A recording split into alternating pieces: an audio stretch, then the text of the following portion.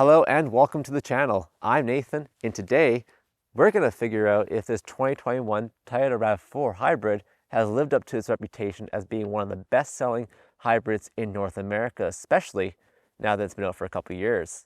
Now this vehicle which I'll be reviewing today just happens to be one of my family members' vehicles, which they bought brand new back in 2021 for over $50,000 Canadian. Now I've been fortunate enough to have driven this vehicle quite a bit over the last couple of years, and I figured it was time to tell you, the viewer, what I honestly thought about it. So let's get into the review. Starting off with the exterior design, you'd be excused for thinking this is just another crossover on the market or just a regular RAV4. But not only is this the hybrid model, this is the limited hybrid model. So in addition to the LE trim features, you get these features as well.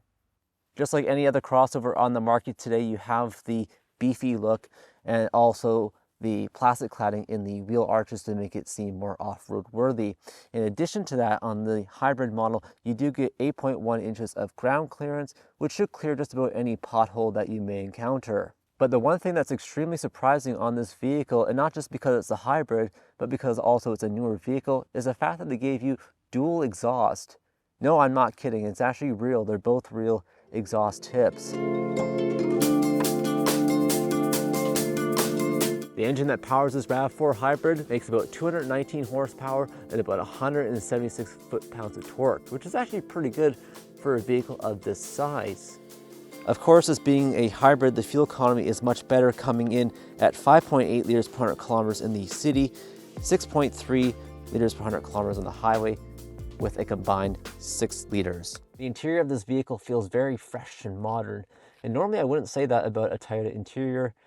But this one, however, it feels like they finally took a page out of Mazda's design handbook and actually applied it to this vehicle. Not only just this one, but their whole lineup. And that's something they should have done a long time ago. Because this is the limited model, you do get all these other features in addition to the LE for the interior, which is quite nice. But my favorite features that I'm going to just highlight here quickly for you is the Softex leather seats, which I feel are very nice and supple, but also they're heated and cooled, so at least on those hot summer days you do have something not so bad to sit on. And then of course, which comes standard on all the vehicles, is dual zone automatic climate control. That's also really nice as well. And then this one in particular has the wireless charging pad, which is quite nice.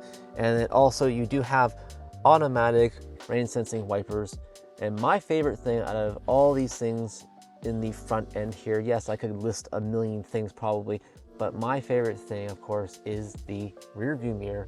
Not only because it looks like it's a frameless style mirror, also because of the fact it's really hard to see out the back of this vehicle, just like on any modern day vehicle. So they've actually built in a camera in the mirror, so therefore you can actually get a wider angle out the back, so that way you can actually see what's going on out on the road. As much as I like this interior, I feel like there's quite a few things that they've skipped out on, that may be small to some, but I feel like are very important. And that is the fact that there's no illumination on the rest of the window switches, only just the driver window switch. Now, I'm not going to complain too bad. Yes, they're all automatic. That's fine. Great. But put some lights there. I mean, you did it for this one. Like a lot of other vehicle manufacturers are pretty much doing that for all their vehicles now, even if they're not all automatic.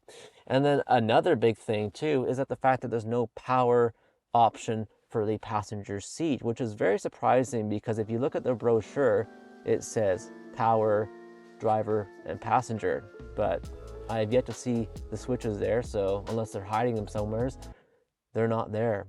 And then another small little detail, which I do tend to pick on every car for, is that there's no glove box light.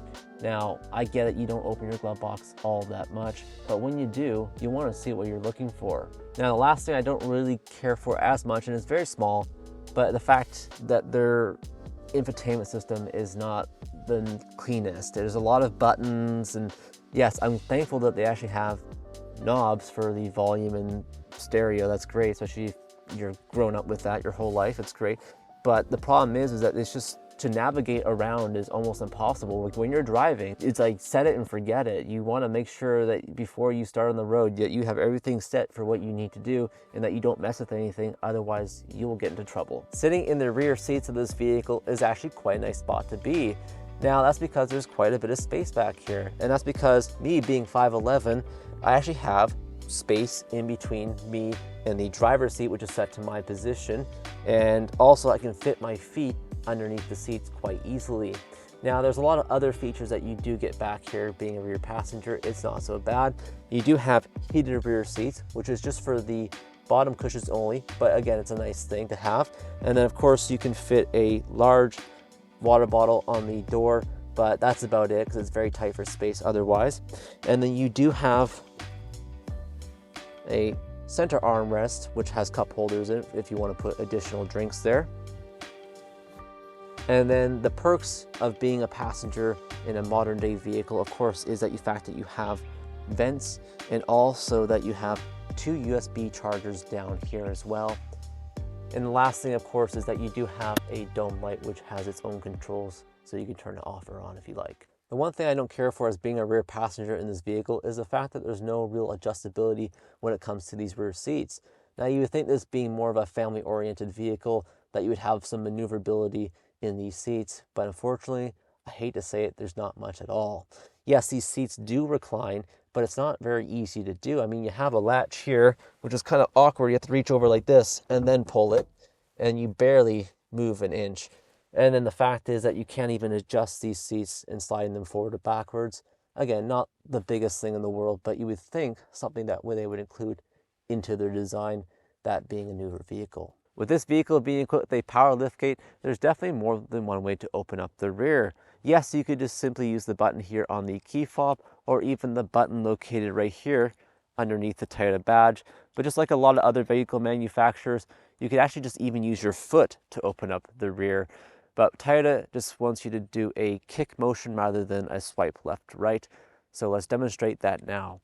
Now, mind you, you have to be at the right distance in order for this to work. If you're too close to the vehicle, which I've tried doing, it just won't work. So you have to be standing in exactly the right spot, which is about here, and then give it a quick kick motion, and it should open up. Despite the fact that this is a hybrid, you still have a large cargo area, and that's because they put the batteries underneath the rear seats opposed to in the back end here, meaning that you get about 1,059 liters of cargo space, or about 37.4 cubic feet with the rear seats up. And with those down, you get quite a bit more space out of that as well. Now, another cool thing that they did is actually they gave you a full-size spare. Now, I'm not kidding, they actually gave you a full-size spare with this vehicle. Now, a lot of vehicle manufacturers are just giving you fix-a-flats, which I think are just stupid and don't really help you in every scenario. So that's a good thing. Thank you, Toyota. And of course, you do get a tonneau cover, which covers the rear here, and it's actually mounted underneath here as well with the spare tire. So that's just great. You may be wondering, where the heck is that 12-volt battery? I didn't see it earlier in the engine bay, so that really only leaves us with one other spot that could possibly be. And yes, you've guessed it right. It's actually located here in the rear cargo area, just tucked away on the right-hand side of the vehicle in behind this plastic piece right here.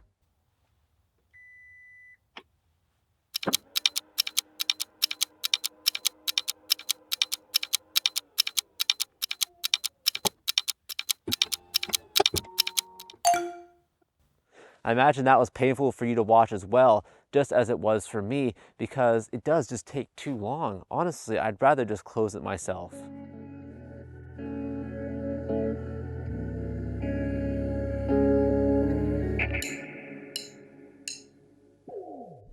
Today's review is going to be a little bit different in terms of driving. I'm not going to be driving on a typical paved road and saying, oh, this is great, comfortable, and all that stuff. No, because let's face it, a vehicle like this, you want to know, yes, can it at least handle a gravel road? Can it at least climb up a little bit of a hill? And that's what we're going to find out today. I mean, yes, you're probably not going to take this too much off the beaten path, but then again, it's good to know. Driving down this road, it's well composed though. I mean, I've gone through some really bad ruts and it doesn't mind it. I mean, it just absorbs it. It's nice and soft. And of course, this is not like the TRD version of the RAV4, so it's not as aggressive for this kind of environment, but nonetheless though, it's still doing okay. This hybrid has different drive modes than the regular RAV4 or the PRD version. And basically it just gives you a trail, eco, and then sport. But in addition to that, you also get an EV mode, which is kind of cool. All right, we're actually gonna be back on the pavement again here in just a moment, but I will say that overall, the handling on this, you know, kind of rougher road has been pretty good. You know, you don't feel a lot of bumps, you know, through the interior. There's no rattles, no nothing. It's Toyota quality, which makes this special, and that you just can't get in a lot of manufacturers. Some of you may be thinking, is paying $50,000 really worth having a hybrid? And not just a hybrid, a Toyota hybrid, which is, yes, I know, is probably one of the better hybrids out there on the market. And it's really confusing now because there's just so many people jumping on the bandwagon thinking that by making hybrids and offering them, people are actually going to want to buy them. Now, that's true. People are going to want to buy them, but you know, who can afford them? They're getting so expensive nowadays. All right, remember in the beginning of this video, we said we're going to figure out if this Toyota RAV4 Hybrid has lived up to the reputation of being the best-selling hybrid in North America. And honestly, we can say, at least I can say, it has. And that's because, you know, the build quality is fantastic. And this vehicle in particular was actually built in Ontario, which I'm proud to say that the quality lives up to the Japanese standard. And that's great. But most importantly, I do think that, yes, $50,000 is a lot of money and it's something you have to sleep on for sure. But in the end, a vehicle like this, which is good for either people who are retired or people that have families, could probably live with on a day-to-day basis and also save a little bit on fuel as well, which I think is fantastic. Well, I'm going to end today's video on that note. And if you think that there is a better crossover hybrid besides the Toyota RAV4, please let me know in the comment section below, because I am curious on what your thoughts are on not only just this vehicle, but maybe hybrids in general. So if you did enjoy today's video, be sure to hit the thumbs up button and also consider subscribing to the channel so that way you get more reviews such as this one and also DIYs and projects on my channel. And until next time, take care. Bye now.